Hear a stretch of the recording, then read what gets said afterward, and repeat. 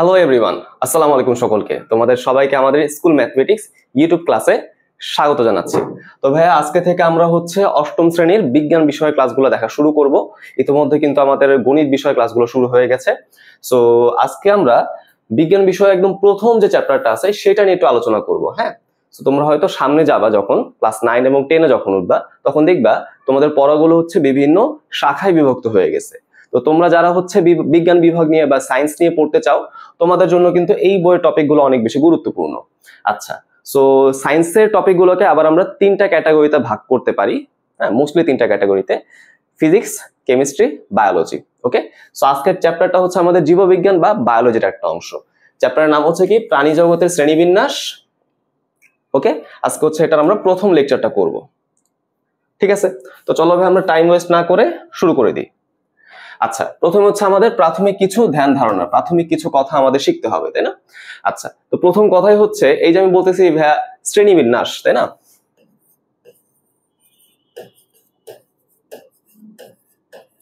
এই শ্রেণীবিন্যাস বলতে আসলে কি বুঝা আমাদের একটু জানা দরকার।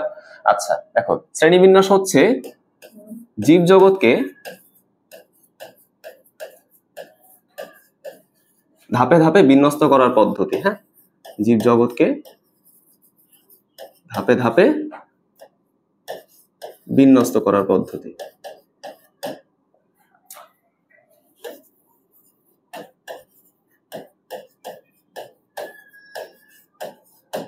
ওকে, তার মানে তোমার কাছে ধরো আমি একটা উদ্ভিদের নাম বলে দিলাম, একটা ব্যাকটেরিয়ার নাম বলে দিলাম, বা একটা ধরো প্রাণীর নাম বলে দিলাম। আমি বললাম এদেরকে তুমি কিভাবে বিন্যস্ত করবা, তাই না?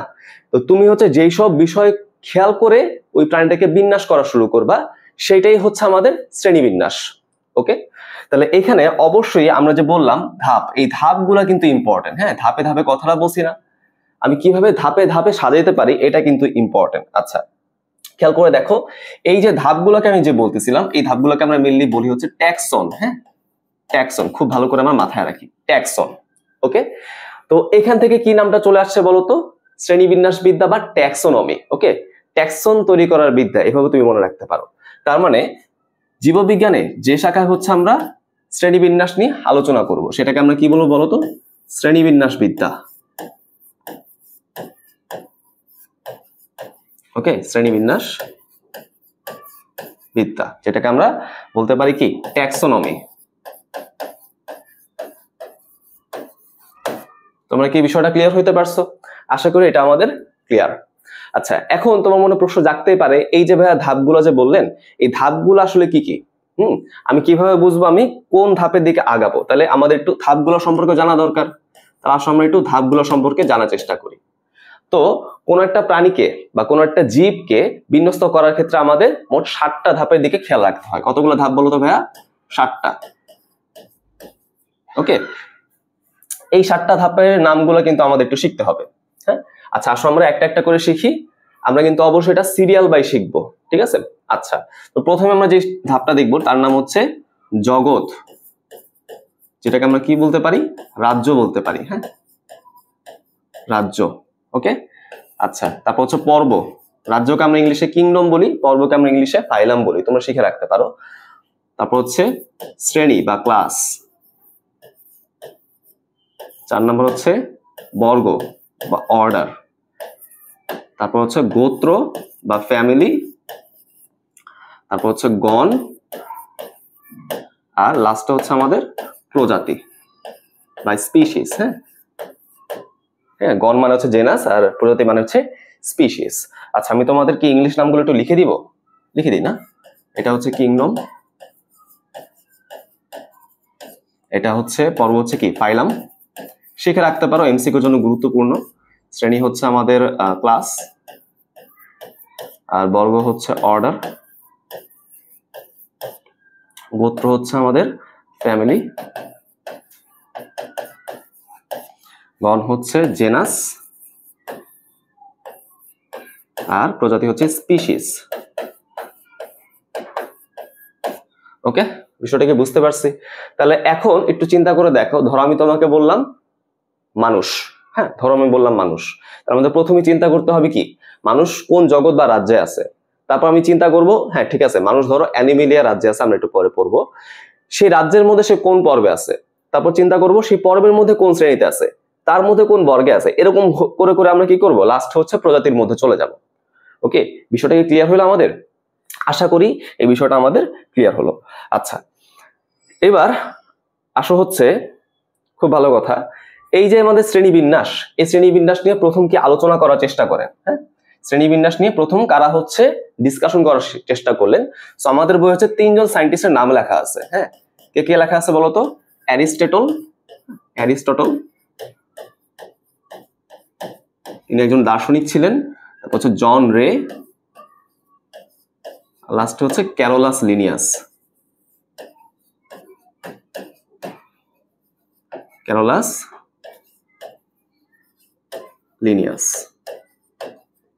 ওকে, এই 3 জন সায়েন্টিস্টের নাম কিন্তু আমরা মেইনলি পড়ে থাকি, বাট এই 3 জন সায়েন্টিস্টের মধ্যে ক্যারোলাস লিনিয়াস এই ব্যক্তিটা আমাদের জন্য ইম্পর্টেন্ট। ওকে, কেন এই ব্যক্তিটা ইম্পর্টেন্ট? কারণ এই ক্যারোলাস লিনিয়াসকে আমরা কি বলে থাকি? তাকে মেইনলি বলা হয় শ্রেণীবিন্যাস বিদ্যার জনক। হ্যাঁ, শ্রেণীবিন্যাস বিদ্যার জনক।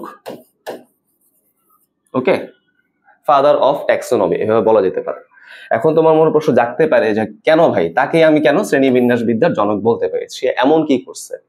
আচ্ছা, এখন ক্যারোলাস লিনিয়াস একটা স্পেশাল বই লিখছিলেন যেটার নাম হচ্ছে স্পিসিস প্ল্যান্টারাম। তোমাদের বইতে কিছু লেখা নাই, তো জাস্ট আমরা শিখবো তিনি তার লেখার মধ্যে বেশ কিছু নতুন স্টাডিজ ইনক্লুড করছেন, বেশ কিছু নতুন পড়াশোনা শুরু করছেন। সেটা কি? তিনি হচ্ছে সর্বপ্রথম গণ ও প্রজাতি নিয়ে ব্যাখ্যা দেওয়া শুরু করেন। হ্যাঁ, গণ ও প্রজাতি কনসেপ্টটা তিনি তুলে ধরেন। হ্যাঁ, প্রজাতি সম্পর্কে আলোচনা করেন বা ব্যাখ্যা দেন। আচ্ছা, খুব ভালো কথা দিলেন। তারপর এখান থেকে আরো গুরুত্বপূর্ণ জিনিসটা কি? আরো গুরুত্বপূর্ণ জিনিস হচ্ছে তিনি একটা নতুন নামকরণ পদ্ধতি আবিষ্কার করলেন, যেটা হচ্ছে দ্বিপদ নামকরণ। হ্যাঁ, দ্বিপদ নামকরণ পদ্ধতি সূচনা তিনি করলেন। বুঝতে পারছি? আচ্ছা, এখন তোমার মনে প্রশ্ন জাগতেই পারে যে ভাই এই যে আমি বললাম দ্বিপদ নামকরণ, এই দ্বিপদ নামকরণটা আবার কি? এটা আবার কি? হ্যাঁ, আচ্ছা আমরা একটু শব্দটা খণ্ডন করে দেখার চেষ্টা করি। তো দেখো, দ্বি মানে দুই, আর পদ মানে কি? টার্ম বা শব্দ। তুমি চিন্তা করতে পারো মানে দুইটা শব্দের সমাহারে যেই নামটা তৈরি হবে সেটাই হচ্ছে আমাদের দ্বিপদ নামকরণ। ওকে, আচ্ছা এখন তুমি বলতে পারো এই যে আমি বললাম দুইটা পদ, এই দুইটা পদ আসলে কি কি? মনে প্রশ্ন জাগতে পারে না? এই দুইটা পদ কি কি? এই দুইটা পদ হচ্ছে আমি যখন ধাপগুলা দেখাইছিলাম সেই ধাপের সর্বশেষ দুইটা, যে ধাপগুলো আমরা দেখলাম না এখানে, এদের মধ্যে সবচেয়ে লাস্টের দুইটাই হচ্ছে এই দ্বিপদ নামকরণের একটা অংশ থাকবে, তাই না? তার মানে আমি যখন দুইটা পদ ইউজ করব অবশ্যই ওই জীবটার আমরা গণের নাম নিব এবং প্রজাতির নাম নিব। ঠিক আছে, তাহলে এই জিনিসটা তোমাদের একটু মাথায় রাখতে হবে। তাহলে এখানে আমরা কি নিব? এখানে আমি গণের নাম নিব এবং প্রজাতির নাম নিব। ঠিক আছে, তো তোমাদের জন্য নামকরণ পদ্ধতিটা অত বেশি গুরুত্বপূর্ণ না, এটা সিলেবাসে নাই। 9, 10 তোমরা কিন্তু এসব শিখবা। আচ্ছা, তো আমি যদি একটা এক্সাম্পল দিই, শুধুমাত্র যদি একটা এক্সাম্পল দেওয়ার চেষ্টা করি, যেমন ধরো মানুষ, যেমন ধরো হচ্ছে মানুষ, মানুষের বৈজ্ঞানিক নামটা কি হয়? Homo sapiens. হ্যাঁ, হোমো সেপিয়েন্স। ওকে, অবশ্যই মনে রাখবো প্রথম লেটারটা ক্যাপিটাল হবে আর কোনো লেটার ক্যাপিটাল হবে না, এবং বাকি সবগুলো নিচে তুমি দাগ দিবা। ঠিক আছে, এরকম ভাবে তুমি দাগ দেওয়ার চেষ্টা করবা। আচ্ছা, তাহলে খেয়াল করে দেখো এই হোমোটা হচ্ছে গণের নাম, মানুষ হোমো গণের মধ্যে অন্তর্ভুক্ত, আর সাপিয়েন্সটা হচ্ছে প্রজাতির নাম, মানুষ সাপিয়েন্স বা এটাকে অনেকে সেপিয়েন্স উচ্চারণ করে, সেই প্রজাতির মধ্যে ইনক্লুডেড। ওকে, তা আশা করি ভাই আমরা এই বিষয়টুকু বুঝতে পারছি। আচ্ছা, এবার আসো ভাইয়া আমরা পরবর্তী টপিকে যাই, সেটা হচ্ছে প্রাণীর শ্রেণীবিন্যাস। হ্যাঁ, ঠিক আছে, প্রাণী শ্রেণীবিন্যাস। এখন আমরা কিন্তু হয়তো এই কথাটা অনেকেই জানি, হয়তো আমরা এই কথাটা অনেকেই জানি যে আমাদের যত রকমের জীব আছে, যাদের প্রাণ আছে, তাই না, এই জীব জগৎকে আমরা 5টা ভাগে ভাগ করতে পারি। হ্যাঁ ঠিক আছে, এটা অনেকের জন্য হয়তো নতুন, তা আমার পড়াটা একটু ফলো করো, এই জিনিসগুলো আমাদের বইয়ে নাই। হ্যাঁ, যদি আমরা ভালোভাবে টপিকগুলো বুঝতে চাই তাহলে এই এক্সট্রা যে ইনফরমেশনগুলো আমি তোমাদের বলে দিচ্ছি এগুলো কিন্তু একটু জানতে হবে। আচ্ছা, এবার আসো জীবজগৎ। এই জীবজগৎকে মেইনলি একজন সায়েন্টিস্ট আছেন যার নাম হচ্ছে বিজ্ঞানী হুইটেকার। এই হুইটেকার হচ্ছে 5টা ভাগে ভাগ করেন। ওকে, এটাকে হচ্ছে এটাকে 5টা ভাগে ভাগ করেন। আচ্ছা, কোন কোন সেই ভাগ আমরা দেখার চেষ্টা করি, মনোযোগ দিয়ে দেখি, এটা কিন্তু বইয়ে নাই। হ্যাঁ, প্রথমে হচ্ছে আমাদের মনেরা, তারপর হচ্ছে প্রোটিস্টা, এখানে হচ্ছে আমাদের ফানজাই, হ্যাঁ ফানজাই, এটা হচ্ছে আমাদের প্লান্টি, আর এইটা হচ্ছে আমাদের অ্যানিমেলিয়া। তার মানে দেখো, জীব জগতের মধ্যে প্রাণীরা কোথায় অন্তর্ভুক্ত থাকবে বলো? এই অ্যানিমেলিয়া রাজ্যের অন্তর্ভুক্ত থাকবে। ওকে, তাহলে এই কথাটা আমাদের একটু মাথায় রাখতে হবে, এখানে সকল প্রাণী হচ্ছে অন্তর্ভুক্ত থাকবে, এটা আমরা একটু মাথায় রাখি। আচ্ছা, এখন এখানে একটা মজার বিষয় আছে কি জানো? মজার বিষয়টা একটু খেয়াল করে দেখি, যে এই যে আমরা বলতেছিলাম না প্রোটিস্টা, এই যে দেখো প্রোটিস্টা, এই প্রোটিস্টাকে আবার 2টা অংশে ভাগ করা হয়। এই অংশগুলোকে আমরা কি বলি জানো? Sub kingdom. হ্যাঁ, রাইট। অর্থাৎ যেই সব গ্রুপগুলো কিংডম থেকে ছোট বাট পর্ব বা ফাইলাম থেকে বড়, তারা হচ্ছে উপজগৎ বা সাব কিংডম। প্রোটিস্টাকে আমরা 2টা সাব কিংডমে ভাগ করতে পারি, একটা হচ্ছে প্রোটোজোয়া আর এটা হচ্ছে ক্রোমিস্টা। আচ্ছা, ওকে, সো আগে ধারণা করা হইতো এখানে যে আমি দেখতেছি প্রোটোজোয়া, হ্যাঁ এই প্রোটোজোয়ারাও প্রাণী, এটা আগে ধারণা করা হইতো। তার মানে আগে কিন্তু আমরা প্রোটোজোয়াকে অ্যানিমেলিয়ার মধ্যেই অন্তর্ভুক্ত করে পড়াশোনা করতাম, বাট পরবর্তীতে দেখা গেছে যারা প্রোটোজোয়ার সাথে প্রোটিস্টা রাজ্যের অন্যান্য প্রাণীদের সাথে মিল থাকে, হ্যাঁ শৈবাল জাতীয় প্রাণীদের সাথে মিল থাকে, সো এই জন্য আমরা প্রোটোজোয়াকে প্রোটিস্টার মধ্যে আলোচনা করি, অ্যানিমেলিয়ার মধ্যে কিন্তু আর আলোচনা করি না। বুঝতে পারছি বিষয়গুলা? আচ্ছা, এবার তুমি যদি দেখার চেষ্টা করো, যেহেতু আমরা এখন অ্যানিমেলিয়া বা প্রাণী জগৎটা নিয়ে পড়তে চাচ্ছি, সো আমি যদি একটু অ্যানিমেলিয়ার শ্রেণী বিভাগটা দেখাই তোমাদের। হ্যাঁ, যে আমরা অ্যানিমেলিয়া বললাম না, অ্যানিমেলিয়া। ওকে, এইটার মধ্যে দেখি, এটা তো আমাদের কিংডম, তাই তো? এটা কিন্তু আমাদের কিংডম। এই কিংডমের আন্ডারে আমাদের মোট 33টা পর্ব থাকে। তাহলে কি বললাম, এটার আন্ডারে কতগুলো পর্ব আছে বলো তো ভাইয়া? 33টা। এখন সব পর্বের মধ্যে কিন্তু অনেক বেশি পরিমাণ প্রাণী আছে এরকম না, কিছু কিছু পর্বের মধ্যে বেশি আছে, আর কিছু কিছু পর্বের মধ্যে প্রায় নাই বললেই চলে, এত কম আছে। এজন্য এটাকে আবার আমরা 2টা ভাগে ভাগ করতে পারি। হ্যাঁ, 2টা ভাগে ভাগ করা সম্ভব। একটাকে আমরা বলি হচ্ছে মেজর, মেজর পর্ব,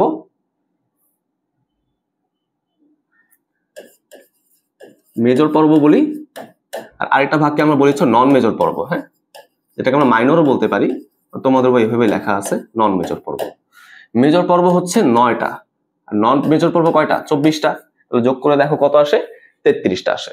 তো আমাদের মেইনলি পড়াশোনা থাকবে এই 9টা মেজর পর্ব নিয়ে, বুঝছো?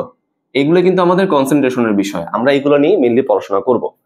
আচ্ছা, এদেরকেও কিন্তু আবার ভাগ করা সম্ভব, আমি বলবো, সমস্যা নেই। আগে দেখি আমরা এই পর্বগুলোর মধ্যে কে কে আছে, তাই না? আমরা কিন্তু আজকে সব ডিসকাস করতে পারবো না, তবে চেষ্টা করব শুরু করার। আচ্ছা, তো প্রথমে আমরা পাবো হচ্ছে পরিফেরা, পরিফেরা। সেকেন্ড আমরা পাবো হচ্ছে নিডারিয়া। ওকে, তারপর পাবো হচ্ছে প্লাটিহেলমিনথেস।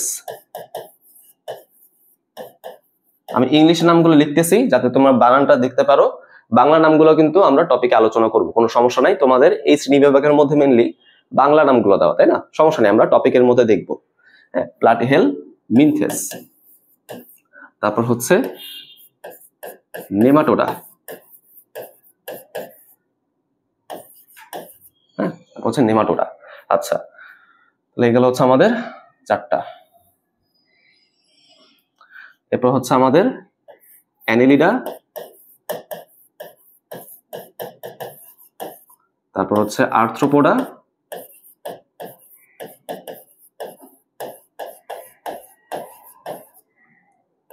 মলাস্কা, তারপর হচ্ছে একাইনোডার্মাটা,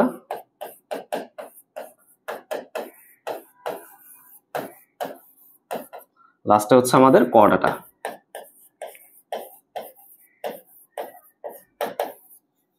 ওকে, সো এই নামগুলো আমরা একটু চেষ্টা করবো যাতে সিরিয়ালি পড়া যায়, কারণ সিরিয়ালি পড়া কিন্তু একটা গুরুত্ব আছে। হ্যাঁ, কারণ এই যে আমি জিনিসটাকে যে সাজাইলাম, এটাকে আমরা কি বলি? র্যাঙ্ক ভুক্তিকরণ বলি, র্যাঙ্ক ভুক্তিকরণ। এই সাজানো কিন্তু একটা কারণ আছে, কারণ যত আমি উপর থেকে নিচের দিকে যাব আমি তত বেশি উন্নত বৈশিষ্ট্য পাইতে থাকবো, তাই না? এই জন্য তোমাদের বই কি করছে, পর্ব 1 পর্ব 2 এভাবে কিন্তু লিখে দিছে। তার মানে আমরা কিন্তু এই নামগুলো হচ্ছে একটু কষ্ট করে সিরিয়াল বাই পড়ার চেষ্টা করব। আচ্ছা, এখন এখান থেকে আরো কি গুরুত্বপূর্ণ ইনফরমেশন আছে, তুমি দেখো যে প্রথম যে 8টা পর্ব আমি লিখছি, তাই না? আমি যে প্রথম 8টা পর্ব এখানে লিখছি, পরিফেরা থেকে একাউন্ট ডারমাটা পর্যন্ত, এরা সবাই হচ্ছে নন কোঅর্ডিনেট। সবাই কি বলো? নন কোঅর্ডিনেট। আর কর্ডাটা ও হচ্ছে একটা মানে কোঅর্ডিনেট প্রাণী, তাই না? এখন এখানে কর্ড শব্দটা থেকেই তো কোঅর্ডিনেট শব্দটা আসছে। কর্ড বলতে কি বোঝায়? নটোকর্ডকে বোঝায়, আমরা পরে শিখবো। তার মানে একটু মাথায় রাখি, কর্ডাটারা হচ্ছে কোঅর্ডিনেট, বাকি সবাই হচ্ছে নন কোঅর্ডিনেট।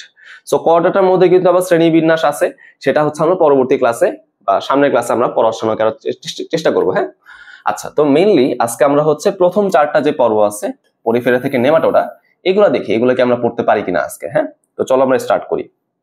আচ্ছা, সো প্রথমে আমরা পাচ্ছি হচ্ছে পরিফেরা। ওকে, আচ্ছা, এখন খেয়াল করে দেখো, আমরা যে নামটা শিখছিলাম পরিফেরা, এই নাম থেকে কিন্তু আমরা একটা বিশ্লেষণ করতে পারি। ঠিক আছে, দেখো এই নাম থেকে কিন্তু আমাদের একটা ব্যাখ্যা পড়া সম্ভব। কিরকম? এই যে পোর, এই শব্দটা আসছে তোমার পোরাস থেকে। পোরাস মানে কি জানো? ছিদ্র। তাহলে আমি যদি ভাইয়া বৈশিষ্ট্য পড়তে চাই, প্রথম বৈশিষ্ট্য কি পাবো? এই প্রাণীগুলোর মধ্যে অনেক পরিমাণ ছিদ্র থাকবে, তাই না? রাইট। তাহলে এদের দেহ প্রাচীর হচ্ছে অসংখ্য ছিদ্রযুক্ত, তাই না? তাই একে আমরা কি প্রাণী বলতে পারি? ছিদ্রাল প্রাণী বলতে পারি। ঠিক আছে, ছিদ্রাল প্রাণী বলা যায়, বা এটাকে আমরা স্পঞ্জ প্রাণী বলতে পারি, স্পঞ্জ প্রাণী।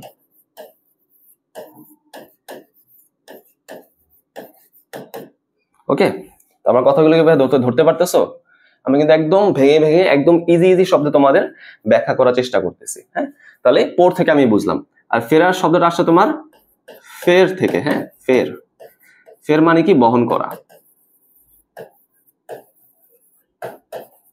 বহন করা। অর্থাৎ যারা তাদের পুরো দেহ প্রাচীর জুড়ে, যারা তাদের পুরো বডি জুড়ে বিভিন্ন রকমের ছিদ্র বহন করে, তারাই হচ্ছে ছিদ্রাল প্রাণী, তাই না? তারাই হচ্ছে আমাদের পরিফেরা বা ছিদ্রাল প্রাণী। এদেরকে আমরা কি বলতে পারি? স্পঞ্জ প্রাণীও কিন্তু বলতে পারি। আচ্ছা, খুব ভালো কথা। এখন তারা এই ছিদ্রগুলো দিয়ে কি করে?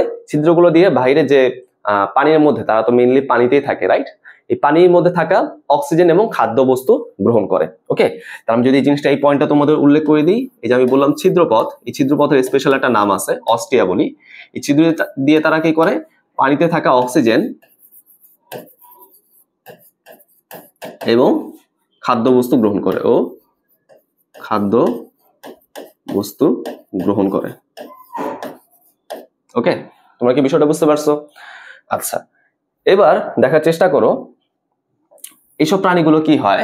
এদের বডিতে মেইনলি কোনো টিস্যু বা অঙ্গ বা তন্ত্র তৈরি হয় না, বুঝতে পারছো? যেমন আমাদের বডিতে কিন্তু কি আছে? মাংস আছে না, মাংসপেশি, এটা হচ্ছে এক ধরনের টিস্যু, তাই না? আমরা কি বলি, আমাদের খুলির মধ্যে ব্রেইন আছে, এটা এক ধরনের টিস্যু, রাইট? তারপর আমরা কি বলি, আমাদের হাত পা তো একটা অঙ্গ, তাই না? এই যে আমরা শ্বাস নিচ্ছি শ্বসন তন্ত্রের মাধ্যমে। তার মানে যে টিস্যু, অঙ্গ, তন্ত্র, এগুলা কিন্তু উন্নত প্রাণীতে থাকে। বাট পরিফেরা একটা অনুন্নত প্রাণী, তুমি চিন্তা করতে পারো। তাই এটা হচ্ছে তোমার সরলতম প্রাণী, সরলতম বহুকোষী প্রাণী, সরলতম বহুকোষী প্রাণী।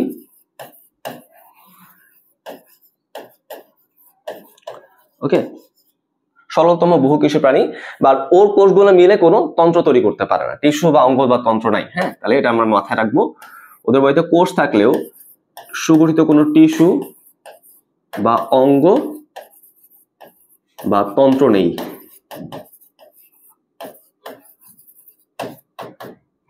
ওকে, তোমরা কি বিষয়গুলো ধরতে পারছো? আশা করি এটা আমাদের ক্লিয়ার। এবার যদি আমরা এক্সাম্পল দেখার চেষ্টা করি, তো তোমাদের বই কিন্তু এক্সাম্পল গুলোর মধ্যে শুধুমাত্র গণের নামটা লেখা, বুঝছো? শুধুমাত্র গণের নামটা লেখা। সো যদি তুমি শুধুমাত্র বইটি পড়ো, সমস্যা নাই, পড়ো, কোনো সমস্যা নেই। এখানে মেইনলি পুরো নামটা পড়া বেটার, বাট তোমাদের জন্য এটা প্রেশার হয়ে যায় বলে আমি কিন্তু উল্লেখ করতেছি না। দুইটা প্রাণীর নাম আমাদের বলা আছে আমাদের বইয়ে, একটা হচ্ছে স্কাইফা, মনে রাখবো এটা কিন্তু একটা গণের নাম। হ্যাঁ, স্কাইফা জেলাটিনোসাম পুরো নাম। আর হচ্ছে কি আছে? Spongilla, Spongilla. পুরো নাম হচ্ছে স্পঞ্জিলা লোকাস্ট্রিস, হ্যাঁ এরকম একটা নাম। আচ্ছা, তো যাই হোক আমাদের অত কিছু দরকার নাই, আমাদের যতটুকু বলা আছে ততটুকু আমরা পড়লাম। চলে আসো আমরা সামনের দিকে যাই। এরপর হচ্ছে আমাদের নিডারিয়া। নিডারিয়া। আচ্ছা, ছবিগুলো আমি তোমাদের দেখাই দিব, তোমাদের জন্য আমি নোটও তৈরি করতেছি, সমস্যা নাই। আচ্ছা, নিডারিয়া তুমি যদি নামটা দেখো, নামটা কিন্তু সি দিয়ে শুরু হয়, হ্যাঁ উচ্চারণের মধ্যে কিন্তু সি নাই, বাট নামটা শুরু হয় তোমার সি দিয়ে। ওকে, এখন এই শব্দটার বিশ্লেষণে তোমাদের বই যেটা বলছে সেই জিনিসটা কিন্তু পুরোপুরি অ্যাকুরেট না। বলছে কি নিডারিয়া শব্দটা তোমার নিডোসাইট থেকে আসছে, এরকম ভাবে বলা হয়েছে। বাট আমি মনে করি যে না, তোমাদের পূর্ণ বিশ্লেষণটা পড়াই আসলে উচিত। দেখো এই যে নিড, এই শব্দটা তোমার আসছে নিড থেকে। নিড মানে কি জানো? কাটা, কাটা। ওকে, আর আরিয়া, আরিয়া শব্দটা মানে কি জানো? আরিয়া মানে হচ্ছে বহন করা,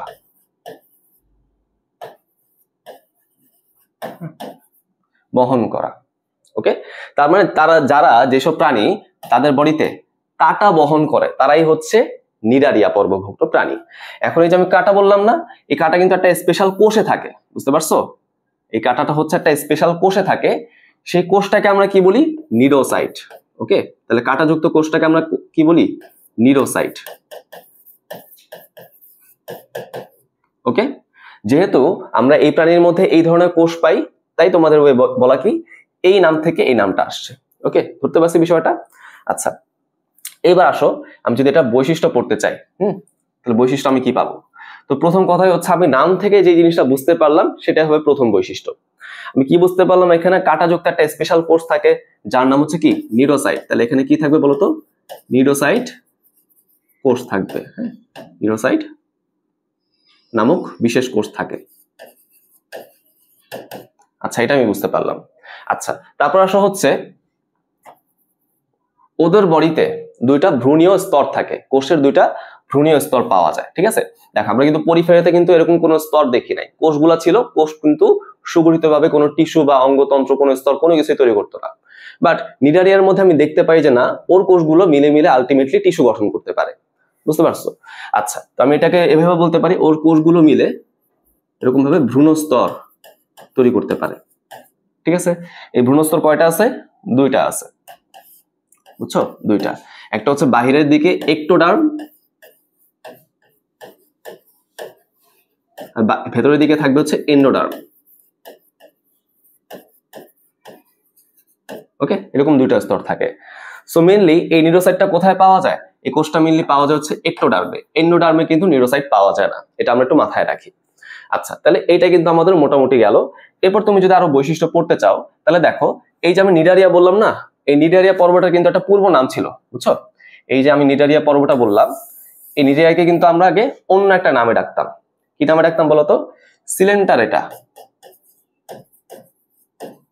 সিলেন্টারেটা।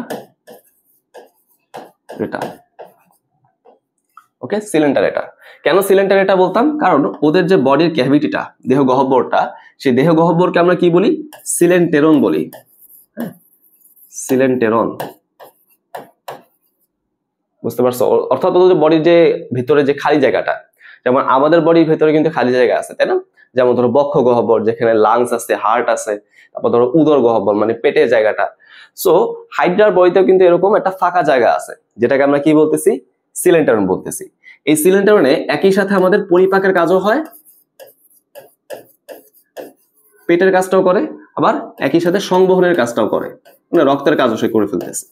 ওকে, এই জন্য সিলেন্টেরনকে আমরা পরিপাক সংবহন গহ্বর বলতে পারি। হ্যাঁ, আচ্ছা, তত কিছু আমাদের দরকার নাই।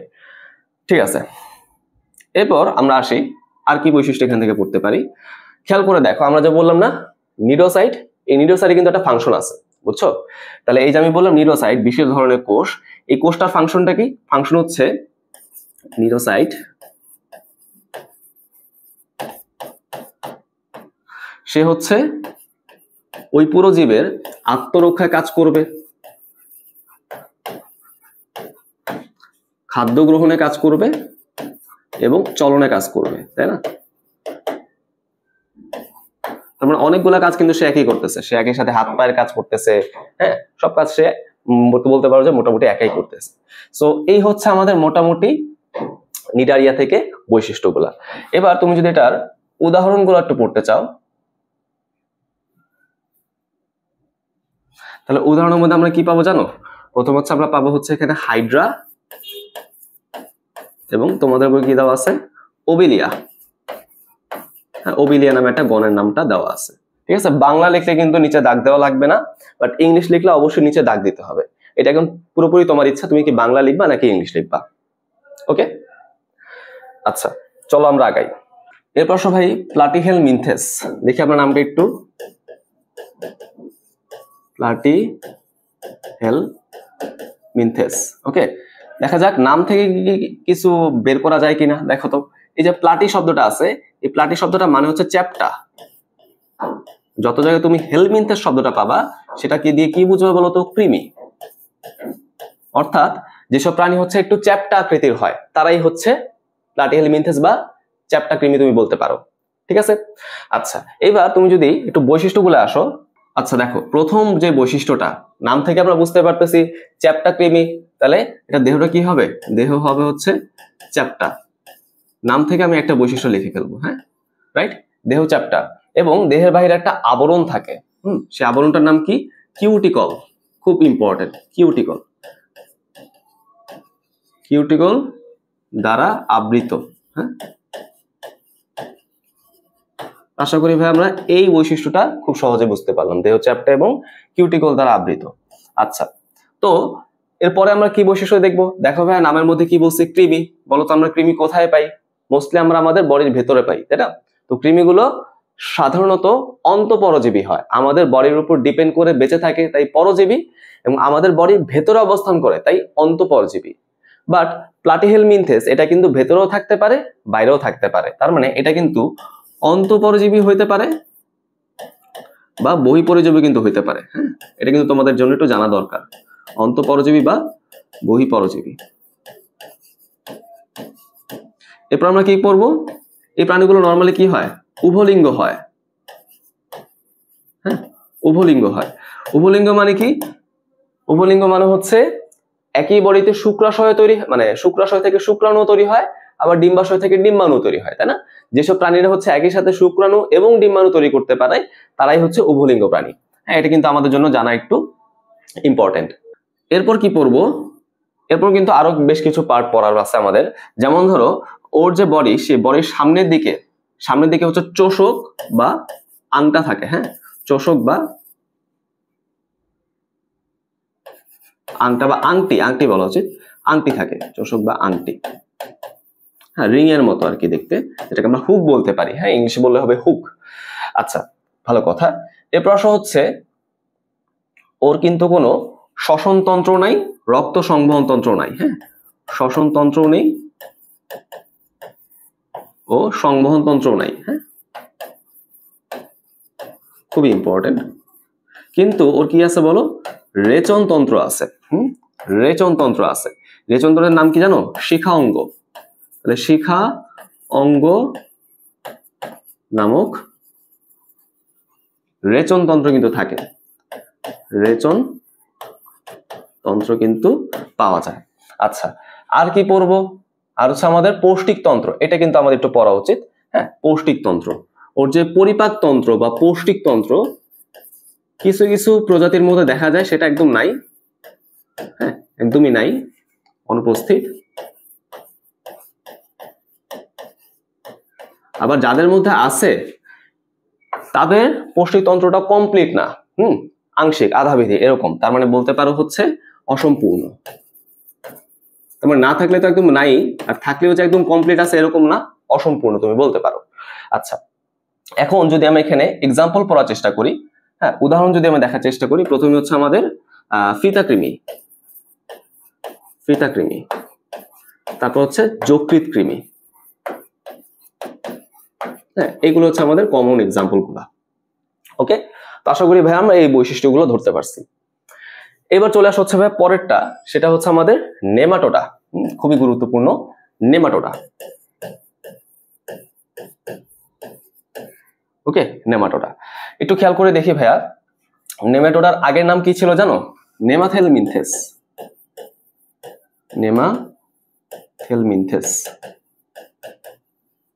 তাহলে বলতে পারবা এটা আসলে কোন টাইপের প্রাণী? তাই আমরা কিন্তু অলরেডি শিখছি নামের শেষে মিনথেস থাকা, হেলমিনথেস থাকা মানে কি? কৃমি, তাই না? নামের শেষে হেলমিনথেস থাকা মানে হচ্ছে সেটা একটা কৃমি, তাই না?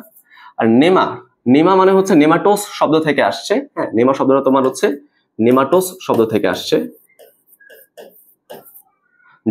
যার মানে হচ্ছে কি সুতা বা চিকন সূক্ষ্ম। ওকে, অর্থাৎ যাদের বডিতে হচ্ছে, যেসব কৃমির বডিটা হচ্ছে সুতার মতো চিকন, তারাই হচ্ছে আমাদের নেমাটোডা বা নেমাথেলমিনথেস। ওকে, এরকম বিষয়টা। এবার আমরা দেখার চেষ্টা করি এটার মধ্যে আমরা কি কি হচ্ছে বৈশিষ্ট্য পাবো। হ্যাঁ, বৈশিষ্ট্যের মধ্যে আমরা কি কি দেখতে পারবো। তো প্রথম কথা হচ্ছে দেহ কিরকম হবে বলতো? চিকন সূক্ষ্ম নলাকার হবে। নলাকার হবে। রাইট। আচ্ছা, এরপর দেখো ওদের দেহের বাইরে কি থাকবে? পুরো স্কিন থাকবে। হ্যাঁ, মানে মোটা একটা স্কিন থাকবে, দেহের বাইরে পুরো ত্বক থাকে, মোটা একটা ত্বক থাকে। এই ত্বকটা অনেকটা কিউটিকলের মতোই, তাই না? তার মানে তুমি চিন্তা করতে পারো কৃমি মানে হচ্ছে কিউটিকল। হ্যাঁ, কিউটিকল বলতে কি বোঝো অনেকে হয়তো জানো না। দেখো, কিউটিকল মানে হচ্ছে পিছলা পিছলা, হ্যাঁ, পিচ্ছিল। যত জায়গায় আমরা কি পিচ্ছিল পাবো সেই জায়গাটা মনে করবো কি কি আছে? কিউটিকলের আবরণ আছে, এরকম আমরা চিন্তা করব। হ্যাঁ, আচ্ছা ঠিক আছে, তাহলে এটা গেল। এরপর আসো হচ্ছে এই প্রাণীগুলো মেইনলি হয় অন্তঃপরজীবী। এটা কিন্তু সাধারণত বহিঃপরজীবী হয় না, বুঝছো? এটা কি হয় বলতো? অন্তঃপরজীবী হয়, শুধুমাত্র একটা জীবের অভ্যন্তরেই বেঁচে থাকতে পারে। রাইট। এরা কি হয়? এরা হচ্ছে একলিঙ্গ হয়, অর্থাৎ যেই প্রাণীটা হচ্ছে শুক্রাণু তৈরি করতে পারতেছে সে ডিম্বাণু তৈরি করতে পারবে না, যে ডিম্বাণু তৈরি করতে পারতেছে সে হচ্ছে শুক্রাণু তৈরি করতে পারবে না, তাই না? মানুষের মতো চিন্তা করো, মেল বডি আলাদা, ফিমেল বডি আলাদা। এটাকে আমরা কি বলি জানো? যৌন দ্বিরূপতা বলতে পারি। হ্যাঁ, সেক্সুয়াল ডাইমরফিজম। অত কঠিন জিনিস তোমাদের শেখার দরকার নেই এখন। তো জাস্ট আমরা এই কথাটা মনে রাখলাম, যকৃৎ কৃমিগুলো হচ্ছে উভলিঙ্গী হয়, আর সুতা কৃমিগুলো নর্মালি একলিঙ্গ হয়। আচ্ছা, তারপর এদের বডিতে কিন্তু কোনো শ্বসনতন্ত্র সংবহনতন্ত্র নাই। হ্যাঁ, শ্বসনতন্ত্র ও সংবহনতন্ত্র নেই। ওকে, আচ্ছা, রেচনতন্ত্র থাকতে পারে, ওই বিষয়ে কোনো উল্লেখ আমাদের বইয়ে নেই, বাট এটার মধ্যে সরল প্রকৃতির রেচনতন্ত্র আছে, কোনো ডাউট নেই। যেটা আমাদের জন্য জানা দরকার সেটা কি? ওর পৌষ্টিক তন্ত্র বা পরিপাক তন্ত্র। তো পৌষ্টিক জায়গায় হচ্ছে তুমি পরিপাক লিখতে পারো, কোনো সমস্যা নাই। পৌষ্টিক তন্ত্র, ওর পৌষ্টিক তন্ত্র হচ্ছে সম্পূর্ণ। আমরা আগে কি দেখছিলাম ভাইয়া? অসম্পূর্ণ দেখছিলাম, তাই না? এখানে আমি কি দেখতেছি? সম্পূর্ণ, একদম মুখ থেকে পায়ু পর্যন্ত বিস্তৃত থাকে। হ্যাঁ, মুখ হতে পায়ু পর্যন্ত বিস্তৃত, মানে একদম কমপ্লিট। ওকে, বিষয়টাকে বুঝতে পারলাম। আচ্ছা ঠিক আছে, এখন এখান থেকে আর ধরো আমরা বেশি বৈশিষ্ট্য দেখবো না, বইও আমাদের খুব একটা বৈশিষ্ট্য লেখা নাই। এরপর কি আছে আমাদের? দেহ গহ্বর। দেহ গহ্বর হচ্ছে নরমালি অনাবৃত থাকে, কোনো কিছু দিয়ে ঢাকা থাকে না, অনাবৃত। প্রকৃত সিলোম নেই। এখন বলতে পারো ভাই সিলোম কি? সিলোম হচ্ছে বডির ভেতরের গহ্বরটা, বুঝতে পারছো? বডির ভেতর যে বড় জায়গাটা থাকে সেটা হচ্ছে সিলোম। যেমন আমাদের সিলোম ভাগ হয়ে কি হয়েছে? আমাদের বক্ষ গহ্বর এবং উদর গহ্বর হয়ে গেছে। তো নরমালি সিলোম পাওয়া যায় হচ্ছে 5 নাম্বার পর্ব থেকে, তাই না? এরপরে যে আমরা যেগুলো পড়ি, যে অ্যানেলিডা, আর্থ্রোপোডা, ওইসব জায়গা থেকে আমরা সিলোম পাওয়া শুরু করি। এর আগের কারো কিন্তু সিলোম নাই, বুঝছো? হাইড্রার মধ্যে দেখছি কি আছে? সিলেন্টারাটা, সিলোম কিন্তু নাই, তাই না? তো নেমাটোডার মধ্যে সিলোমের মতো একটা গহ্বর হয়তো দেখা যায়, বাট এই গহ্বরে কিন্তু কোনো আবরণ নাই, পেরিটোনিয়ামের আবরণ নাই, এজন্য সেই গহ্বরটাকে আমরা সিলোম বলতে পারি না। হ্যাঁ, প্রকৃত সিলোম নেই। ঠিক আছে ভাই, আমরা কি বিষয়টা বুঝতে পারছি? আচ্ছা, এবার আসলে আমরা কিছু এক্সাম্পল দেখি। এটার এক্সাম্পলের মধ্যে কি কি আছে? এটা হচ্ছে মেইনলি গোল কৃমি, তারপর হচ্ছে চোখের কৃমি, আর হচ্ছে কি ফাইলেরিয়া কৃমি।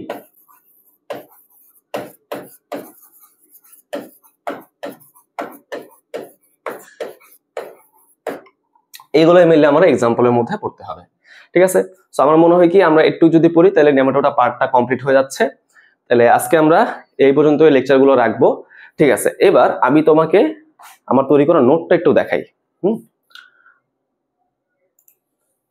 দেখো, এই হচ্ছে আমি নোট তৈরি করতেছি তোমাদের জন্য, পুরোপুরি কমপ্লিট হয় নাই, দেখতে পারতেছি একটু সমস্যা হয়েছে, তো এগুলো আমি ঠিক করে দিব। হ্যাঁ, ঠিক করে হচ্ছে পুরো নোটটা তৈরি করে আমাদের যে ওয়েবসাইটটা আছে সেই ওয়েবসাইটের মধ্যে আমি আপলোড করে দিব। ওকে, বা এটা নিয়ে আমরা পরবর্তীতে সিদ্ধান্ত নিব, সমস্যা নেই। বাট তোমাদের পড়াটাকে ইজি করে দেওয়ার জন্য আমরা কিন্তু এরকম ভাবে কি করতেছি, সুন্দরভাবে নোট তৈরি করার চেষ্টা করতেছি। দেখো এখানে আমরা কি করছি, ঠিক যেরকম ভাবে টপিক গুলো সাজাইছি ঠিক সেরকম ভাবে কিন্তু আমরা ক্লাসে পড়ানোর চেষ্টা করতেছি।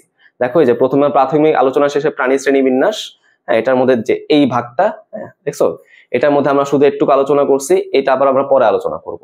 তারপর এখানে দেখো প্রত্যেকটা পর্ব আমি ইনক্লুড করে দিচ্ছি, তাদের মধ্যে কি কি স্বভাব বাসস্থান, তাই না, এবং সাধারণ বৈশিষ্ট্য কি কি থাকে। বইয়ের মধ্যে যে ছবিটা দেওয়া আছে সেই ছবিটা আমি এখানে যুক্ত করে দিচ্ছি যাতে তোমরা পড়াগুলো বুঝতে পারো সহজে। ওকে, তো মেইনলি আমরা আজকে কোন পর্যন্ত পড়লাম, এই পর্যন্ত পড়লাম। ঠিক আছে, ঠিক আছে।